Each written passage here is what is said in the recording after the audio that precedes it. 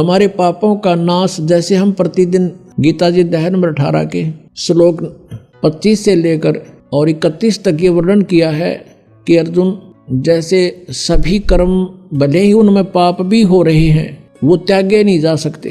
किस प्रकार कौन से कर्म, जैसे खाना बनाते हैं उसमें भी जीव हिंसा होती है, पोछा लगाते हैं, लीपते थे पहले मड प्लास्टर थे गाय के गोबर और मिट्टी से, उसमें भी जीव मरते हैं। खेती करते हैं किसान, उसमें भी खेती में भी जीव मरते हैं।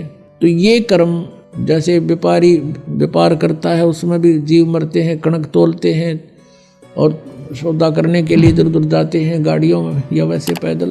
तो ये कर्म त्यागे नहीं जा सकते, ये कर्म होंगे ही होंगे।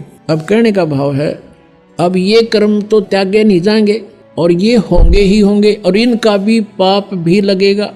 लेकिन जब हम पूर्ण परमात्मा से वो लाइसेंस बनवा लेंगे, यानी पूर्ण परमात्मा की शरण में और उसके प्रतिनिधि से ड्राइविंग लाइसेंस अर्थात दीक्षा प्राप्त कर लेंगे, उसके बाद इन कर्मों का फल आपको भोगना नहीं पड़ेगा।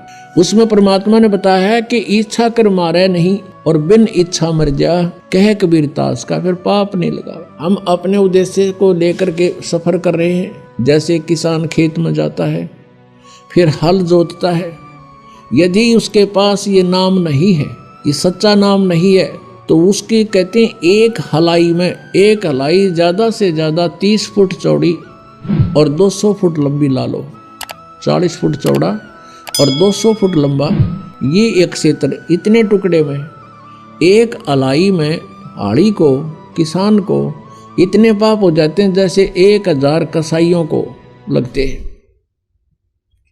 अब वो पाप उसके बैंक अकाउंट में लिखे गए, फिर उसको पुण्य भी मिलता है किसान को। जैसे खेती बनी, उसमें से कनक झड़के जमीन पर गिरी, उसको जीव जंतु कुछ पक्षी खा रहे हैं, कुछ कीड़े मकोड़े उठा ले गए, बिलों में ले गए ठा के, तो उससे उसका पुण्य भी बना।